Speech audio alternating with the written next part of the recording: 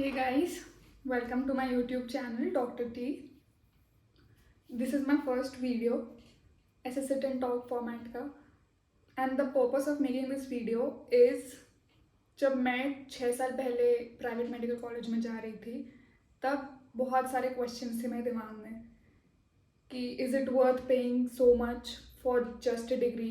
क्या private college में वो एक्सपीरियंस मिलेगा, वो सीखने को मिलेगा, क्या पढ़ाई होती भी है, कि बाहर सोसाइटी में वैल्यू होगी भी कि नहीं, कि ऐसे बोल देंगे झोला छाप डॉक्टर।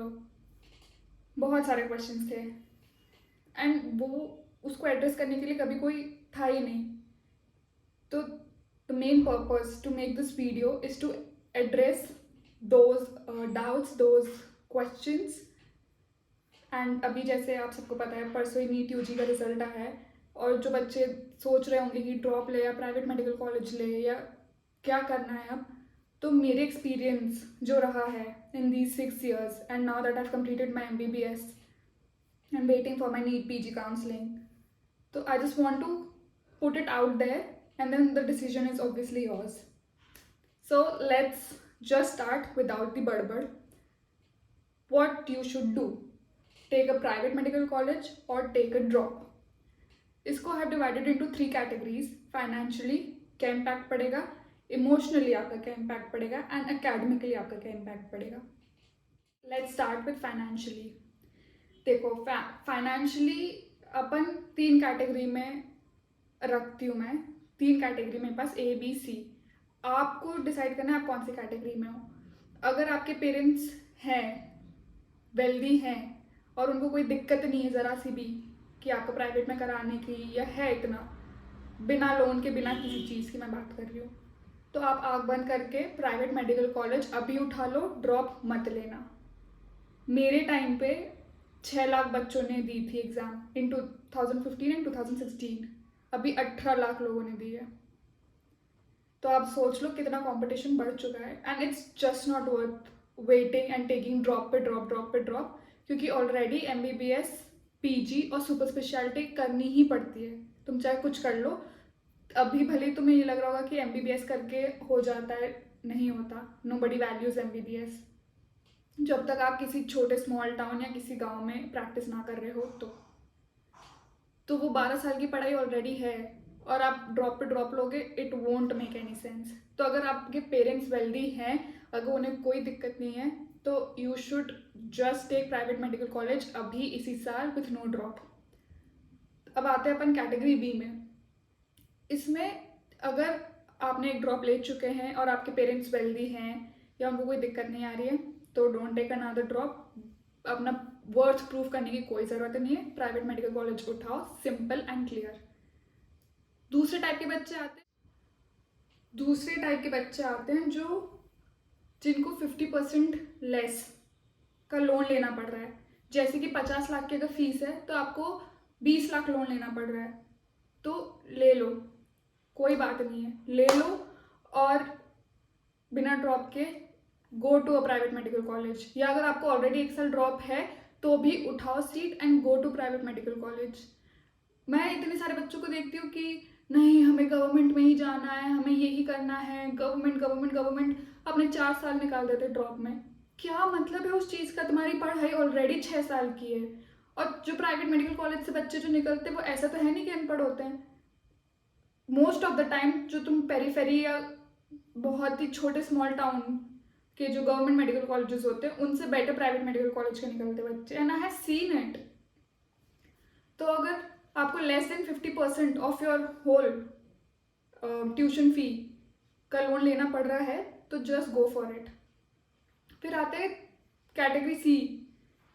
जी, ये कैटेगरी C उन बच्चों के लिए जो नहीं अफोर्ड कर पा रहे, जिनके पेरेंट्स नहीं कर सकते इतना। और ऑब्वियसली 50 लाख आसान बात नहीं होती है, बहुत मेहनत का पैसा लगता है।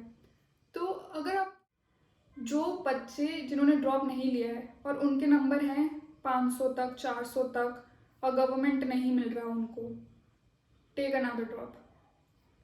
आपके पेरेंट्स अफोर्ड नहीं कर पा रहे और आपके नंबर हैं इतने बॉर्डर लाइन कि आप अगले साल गवर्नमेंट में जा सकते हो, take a drop, for sure take a drop. अगर आपको ऑलरेडी 1 ड्रॉप हो चुका है, 2 ड्रॉप हो चुके हैं और फाइनेंशियल कंडीशंस नहीं है उतनी सही, मत लो ड्रॉप, बिल्कुल मत लो। एंड अपनी स्ट्रीम चेंज कर दो। मैं ये इसलिए कह रही हूँ क्योंकि देखो, लोगों को लगता है कि सिर्फ ट्यूशन फी भर दी हो गया। अगर आप प्राइवेट मेडिकल कॉलेज में जाओगे, आपको हॉस्टल फी भरनी पड़ेगी, आपको मेस फी भरनी पड़ेगी, और ये 1.5 लाख से कम की नहीं है। और आप जाओगे फर्स्ट ईयर में, आपको लगेगा कि बस अब और कोई खर्चा नहीं, अब तो मैं सेव करूँगा, अब नहीं और मम्मी पापा से नहीं मांग सकते। जो गिल्ट प्राइवेट बच्चों की होती है, प्राइवेट मेडिकल कॉलेज बच्चों की जो होती है, मांगना ही पड़ेगा। एनैट की बुक्स इतनी महंगी आती है, फिजियो तुम्हें गाइडन उठानी पड़ेगी, बायोकेम उठाना पड़ेगा, और हर साल बुक्स तुम्हें 6 to 10,000 के बीच की पड़ेगी। फिर तुम्हें ये जर्नल्स देते हैं, जर्नल्स भी तुम्हें 2-3 हज़ार की पड़ेगी। तुम स्टेथो लोगे और लिटरली मैं बता रही हूँ, तुम्हें लगेगा कि इस महीना खर्चा हो गया, चलो अब अगले महीने तो नहीं मांगना पड़ेगा, अगले महीने कुछ और निकल जाएगा। Sometime it's instruments, sometimes it's books, sometimes it's practical books, sometimes it's journals. बहुत लिटरली हर महीने फर्स्ट ईयर में तुम्हारे इतने खर्चे होंगे, तो तुम्हें वो भी माइंड में रख के चलना है। इसलिए if you are financially and academically तुमसे नहीं हो पा रहा है, leave this, take some another career as an option. क्योंकि MBBS में मेहनत तो है ही, साथ में पैसा भी उतना ही लगता है, चाहे तुम गवर्नमेंट हो या प्राइवेट हो। It's not an easy profession. ठीक है, तो ये तो हो गया फाइनेंशियल एस्पेक्ट कि कैटेगरी ए बच्चे जिनको पैसे की कोई दिक्कत नहीं है, प्राइवेट मेडिकल कॉलेज उठाओ बिना ड्रॉप के। दूसरी कैटेगरी जो ऑलरेडी ड्रॉप ले चुके लेकिन वेल्दी हैं, उठाओ, दूसरा ड्रॉप मत लेना। या फिर वो बच्चे जिनके less than 50% of the whole tuition fee का वो लोन ले रहे हैं, वो भी उठाओ, मत ड्रॉप लो।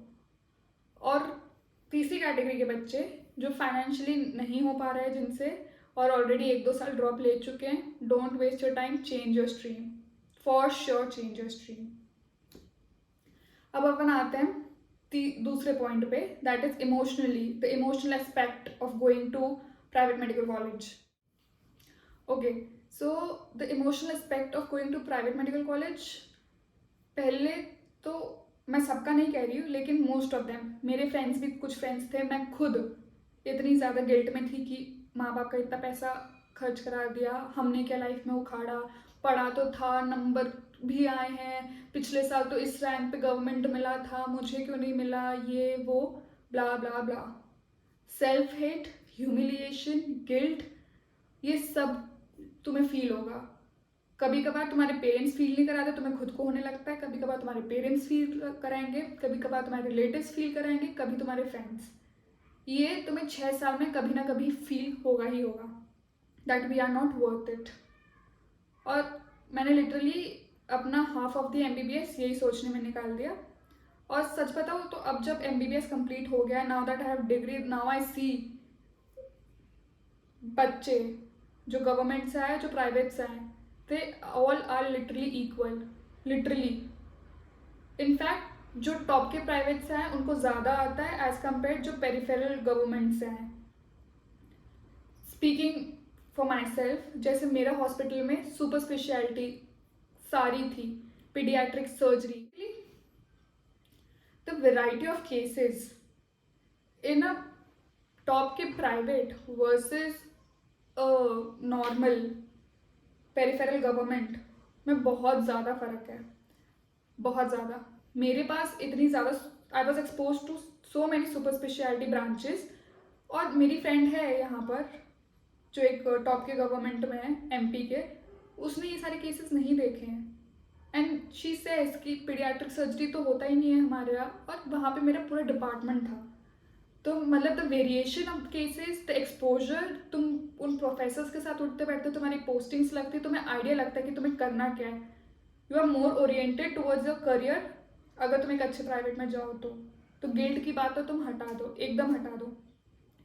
दूसरा कि we are not worth it, हमसे कुछ होगा ही नहीं, एंड वो लूजर एटीट्यूड जो आ जाता है प्राइवेट में पढ़ के, लोगों का सुन के या खुद ही से ही सोच के, इट्स एब्सोल्युटली रबिश। और मैं ये सब इसलिए बता रही हूँ क्योंकि आई हैव एक्सपीरियंस दिस। मैं भी ऐसी ही थी कि I am not worth it और इसका कुछ मतलब नहीं है, क्या कर लिया हमने लाइफ में, सब तो पिताजी के पैसों पे हो रहा है। अगर वर्थ प्रूफ करनी है तो वो MBBS के 4 साल भी है। You can top your universities as well. तुम डिस्टिंक्शंस भी ला सकते हो, तुम्हें गोल्ड मेडल भी मिल सकते हैं। मैंने इतने सारे बच्चे देखे जो नीट UG में गवर्नमेंट चले गए और फिर फैल गए, मतलब इनटू ड्रिंकिंग एंड ड्रग्स। और मैंने वो बच्चे भी देखे जो प्राइवेट में गए because of reservation and all, और उनको नहीं मिला और वो प्राइवेट में गए और वो गोल्ड मेडलिस्ट बने सब्जेक्ट्स के लगातार। तो literally it's all on your attitude, how do you take it.